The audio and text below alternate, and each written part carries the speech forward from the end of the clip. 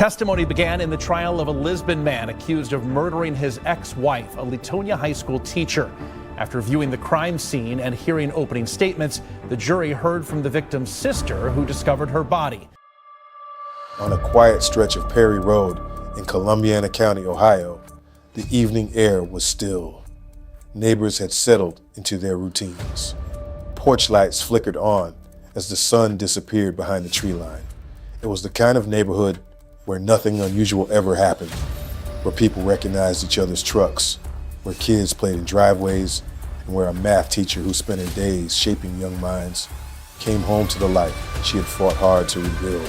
But on the evening of November 29th, 2023, that stillness was shattered, not by a storm, not by an accident, but by the deliberate, calculated actions of someone who had made a promise long before that night, a promise to kill. If this is your first time on this channel, hit that subscribe button right now, because we cover real cases, real victims, and real justice. And this one is going to stay with you long after it's over. Michelle Long was 50 years old. She woke up every morning with a purpose. She drove to the same high school where she had taught mathematics for years, stood in front of students who needed someone steady, someone consistent, someone who showed up. And she was exactly that person.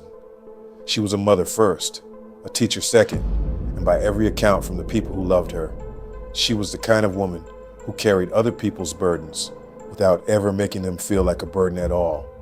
Her colleagues described her as always kind, always intelligent, always willing to help. Her family described her as the person you called when things fell apart. She was, by every measure, irreplaceable. She had a son who needed her, a younger boy who depended on her, the way children depend on the parent who shows up, for school pickups, for dinner, for the ordinary, unremarkable moments that only become remarkable once they're gone. Michelle was scheduled to pick him up at 8 o'clock that evening from his father's house. It was a routine she never broke, not once, because that was who Michelle Long was. But 8 o'clock came and went, and Michelle never arrived. Her mother, Karen, began calling Michelle's phone. Once, twice, again, the calls rang out into silence. Karen was not a woman who panicked easily, but she knew her daughter. She knew that Michelle not answering the phone, Michelle not showing up for her son, that wasn't forgetfulness. That wasn't being caught up in traffic. That was wrong, deeply, fundamentally wrong. So Karen made the decision to go pick up her grandson herself.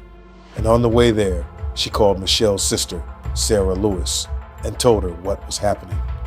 Sarah didn't hesitate. She didn't change her shoes.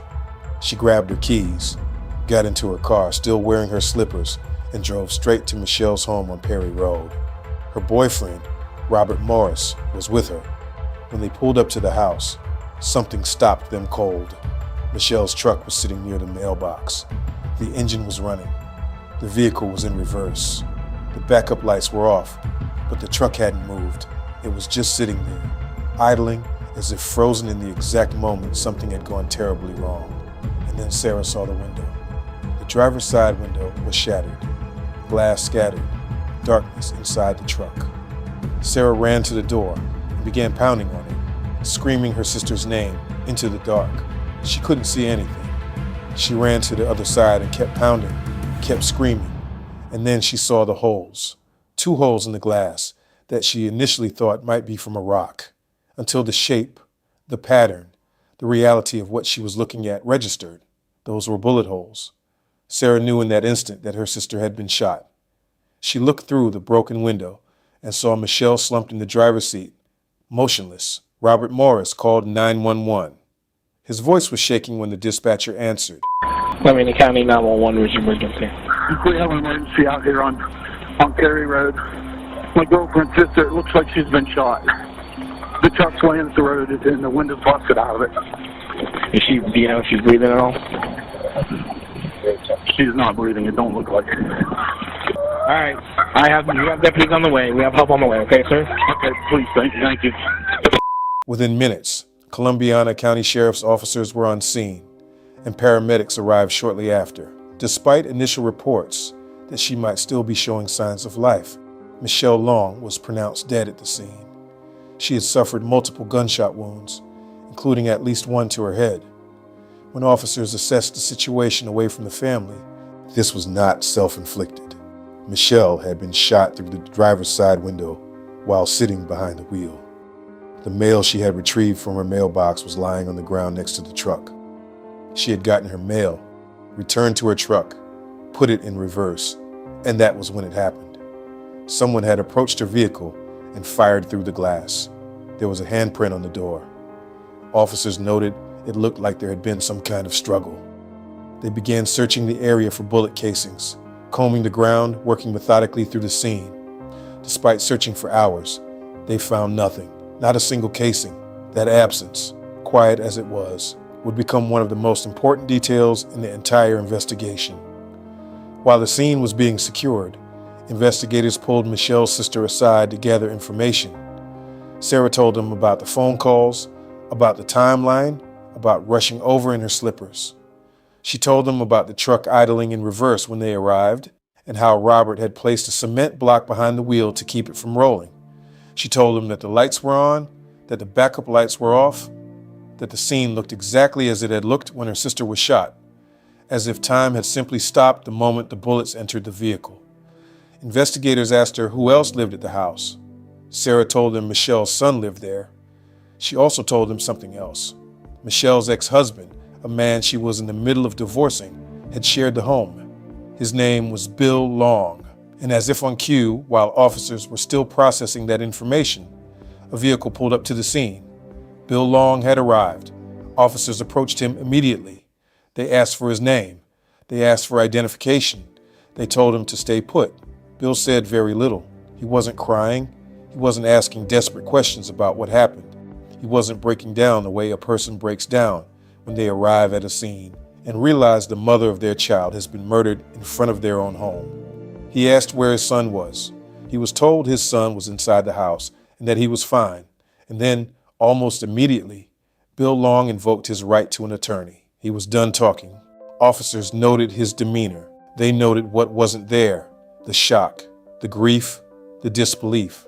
And when they asked him even the most basic questions, he shut down. He acknowledged that he and Michelle did not get along. He said that was because they were getting divorced. And then he said nothing more. Within minutes of arriving at the scene of his estranged wife's murder, Bill Long had lawyered up.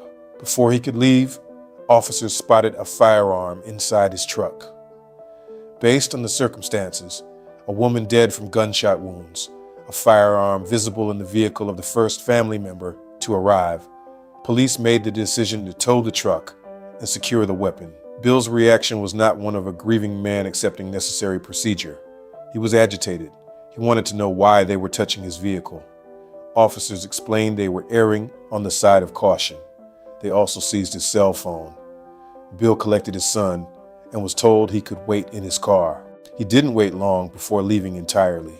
With Bill Long now firmly at the center of their attention, investigators continued working the neighborhood. They knocked on doors. They asked questions. And at one of the nearby homes, they found someone who had heard something. A neighbor told officers that around 5:45 in the evening, he had heard two loud booms. He described them as sounding like shotgun blasts. He had looked out his window and seen the lights on Michelle's truck flashing. He assumed the engine had blown. He never went to check. He never thought to. He just went back to what he was doing. That statement gave police a critical anchor. The shooting had occurred at approximately 5:45 in the evening. Michelle's truck had been sitting at the end of her driveway for more than 3 hours before anyone found her.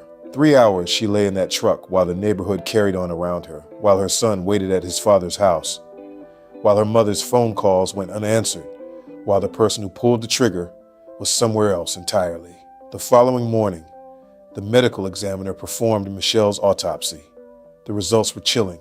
Michelle Long had been shot a total of 5 times. To the detectives reviewing that report, 5 shots carried a meaning beyond the medical. There is a term investigators use when a victim sustains far more wounds than would be required to cause death. They call it overkill. And overkill, in the language of criminal investigation, almost always points in one direction. This was not a robbery. This was not a random act of violence. This was personal. This was rage that had been building for a long time, and it had been unleashed on a woman who was doing nothing more than getting her mail at the end of the day. When investigators sat down with Michelle's sister Sarah for a deeper conversation, they asked her a question that required no hesitation to answer.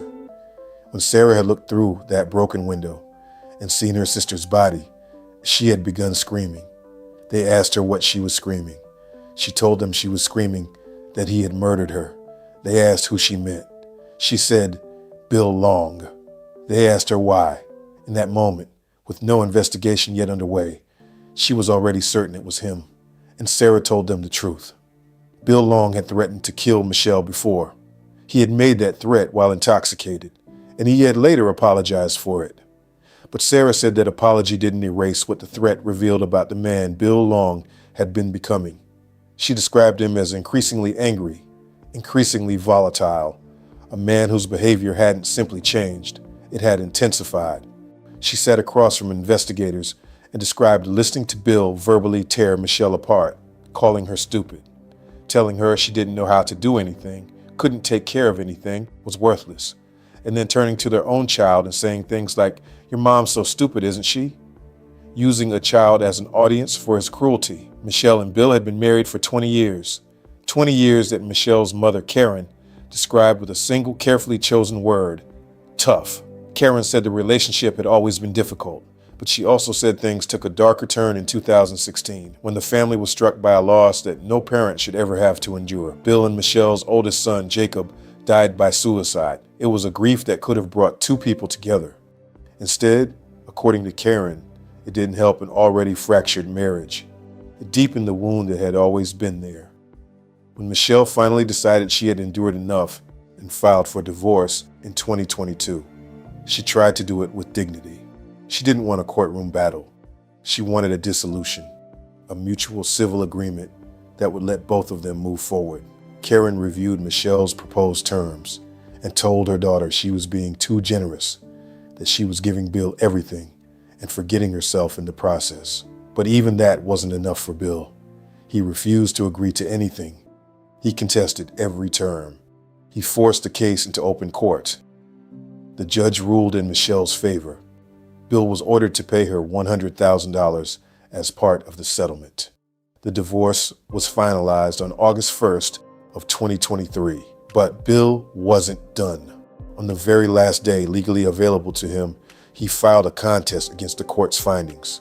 The financial obligations were frozen, and then they stopped paying the mortgage. He stopped meeting the other court-ordered financial requirements. The legal process that Michelle had hoped would give her a clean ending had instead become another arena for Bill's defiance. The divorce had been finalized for less than 4 months when Michelle Long was murdered at the end of her own driveway. In the months that followed, as investigators worked to build their case, the picture of Bill Long that emerged from the people around him was consistent in every telling. A man who believed he had been wronged. A man who grew angrier as the financial reality of the divorce settled in. A man who had made his feelings about Michelle known, not just in private moments of rage, but out loud, to people who would remember every word. And Michelle, it turned out, had known exactly who she was dealing with. She had taken steps to protect herself. She had documented what was happening. She had made sure that the truth about Bill Long's threats was preserved, not just in her memory, but on record. Because Michelle Long had been quietly building a case of her own. And what she recorded would end up being one of the most powerful pieces of evidence in the case against the man who killed her. That recording and everything it revealed is coming in. If you've made it this far, you already know this case is something different. Go ahead and hit the like button right now. It helps more people find stories like Michelle's, stories that deserve to be heard.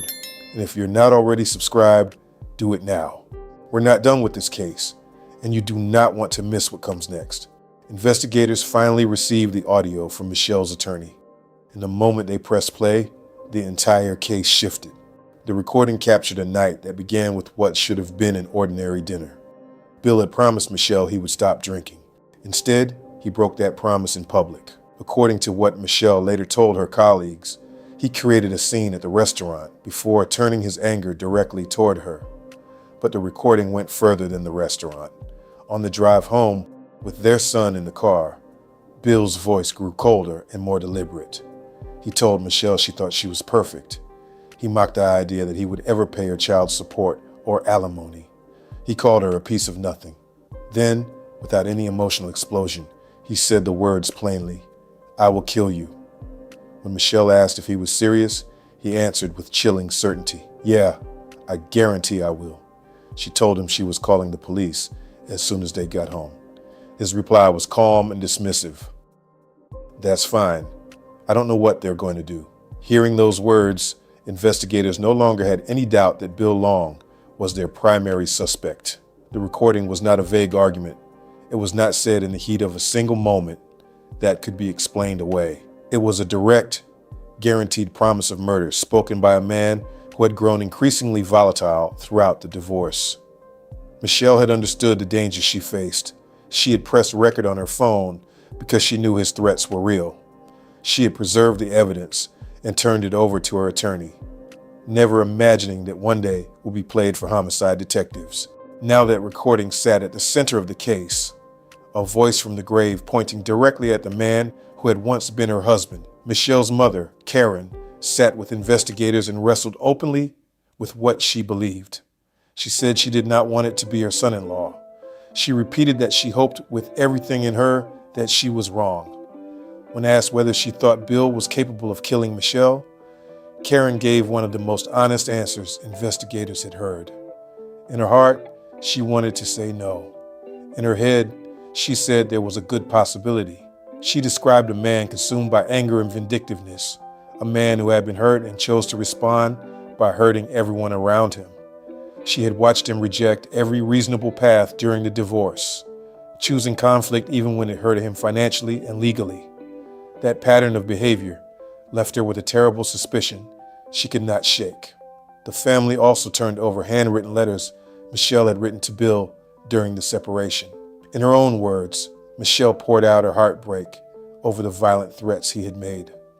Those letters showed a woman who had tried to reach the man she had once loved, warning him that his behavior was destroying their family. They were painful to read, but they added another layer of documentation to the growing mountain of evidence that Bill's rage had been building for a long time. Michelle's colleagues at the high school confirmed how serious those threats had become. One teacher told investigators that Michelle had confided in her the year before her death. Bill had held a gun to her and told her he was going to end her life. The colleague said she had been so alarmed that she immediately told another coworker she was scared he was actually going to kill Michelle. She was not speaking in hypotheticals. She was expressing genuine fear for her friend's life while the divorce was still grinding forward. Another colleague remembered Michelle describing the exact dinner that produced the recording. Bill had promised to stop drinking. At the restaurant, he broke that promise and caused a scene. He told Michelle he was going to kill her. Michelle had made it clear to her friend that she had captured the entire exchange on her phone and intended to give it to her attorney. That decision to document the threat may have been the bravest thing Michelle ever did. She was gathering proof while trying to survive a marriage that had turned dangerous. With the recording in hand, detectives moved quickly. The next day, they obtained a search warrant for the house where Bill had been living with his girlfriend of 2 years, a woman named Leanne. They seized electronics, multiple firearms, and boxes of ammunition. Bill was home when officers arrived. Once again, he refused to speak with them. His main concern, according to those present, appeared to be getting his white truck back. He showed no visible grief over Michelle's death. He asked no questions about what had happened to the mother of his children. His focus stayed fixed on the vehicle that had been towed from the crime scene. Leanne agreed to be interviewed. She told detectives she had tried to stay out of the ugly details of Bill and Michelle's divorce, though she knew it had been messy. When asked if she had ever heard Bill threaten Michelle directly, Leanne said the worst thing she had heard him say was that he hoped Michelle would die of cancer. She insisted that the idea he would actually kill her had never crossed her mind. She had even asked Bill outright if he had done it. His response was to ask her what kind of person she thought he was. He never gave her a clear denial, Investigators then focused on reconstructing Bill's movements on November 29th. Leanne told them she woke at 4 in the morning when Bill left for work. She went to her own job at 8:30. They communicated throughout the day. She knew it was his time with their son, so she went shopping in Niles while they spent the afternoon at his father's garage. Around 6 o'clock, she called Bill to ask what he wanted from Chick-fil-A. He did not answer. She texted his son, who said his father was not in his garage. She also texted her own daughter, who was home at the house, and asked if Bill was there. Her daughter replied that he was not. For nearly an hour and a half, Bill Long had gone dark. When he finally called Leanne back around 6:50, she was angry. She asked where he had been. He first claimed he had been at the garage. When she challenged him with what his son had said, he changed his story. He told her he had needed to make a quick stop and was almost back. Leanne said she confronted him about lying. Bill brushed it off, telling her it was not a big deal and that it was something they had done before. Michelle's son confirmed that after being picked up from school, he and his father went to the garage, but he also admitted that sometime around 5 o'clock, Bill left. He said his father told him he was going to Leanne's house and took the white truck. This statement created an immediate conflict. Leanne's daughter had been home since 3 that afternoon. Her bedroom overlooked the driveway. She told investigators she would have heard any vehicle pull in and any door shut. She was certain Bill never came to the house that day. She never saw him. She never heard him. He simply was not there. The daughter also revealed something else. Bill kept an old revolver in his nightstand drawer. On the night of the murder, after learning what had happened, she checked that drawer. The revolver was gone. She had last seen it roughly a month earlier. Detectives pulled the official divorce asset list. Among Bill's many firearms was a .44 Magnum revolver. That specific weapon was not among those seized from his truck at the crime scene. It was not found during the search of Leanne's house. When asked through his lawyer, Bill claimed he had sold it. He offered no receipt, no name of the buyer, and no proof. The revolver had simply vanished. Then a close friend of Bill's came forward with critical details. He told investigators he had gotten off work shortly after 5 on the day of the murder. While driving down Route 164, he called Bill. During that conversation, he spotted a truck he recognized and asked if it was Bill. Bill confirmed it was him. The friend said Bill told him he was just taking the older truck out for a drive because it had been sitting, not the white one. The blue 2005 Chevrolet. The friend showed detectives his phone. The call had occurred at 5:08 in the evening and lasted 7 minutes and 30 seconds. Police seized the blue Chevrolet from Bill's father's property. Although it yielded no physical evidence, the truck allowed investigators to build a precise timeline. Bill left the garage around 5. At 5:08, he was on the phone driving north on Route 164. At 5:17, a business security camera captured his blue Chevrolet heading directly toward Michelle's house on Perry Road. At 5:45, neighbors heard the gunshots. Leanne's unanswered calls came at 5:54 and 5:58. Bill finally called her back at 6:12. At 6:15, the same camera captured the blue truck heading south, back toward the garage. The route, the timing, the truck, the phone records, and the surveillance footage all aligned perfectly. Detectives believe Bill had left the garage, driven to Perry Road, shot Michelle 5 times through the driver's window while she sat with her mail, and returned to the garage before anyone could notice his absence. Still, one piece remained missing, the actual murder weapon. Months passed while Bill remained free. Detectives returned to the crime scene and conducted another search, this time using a metal detector.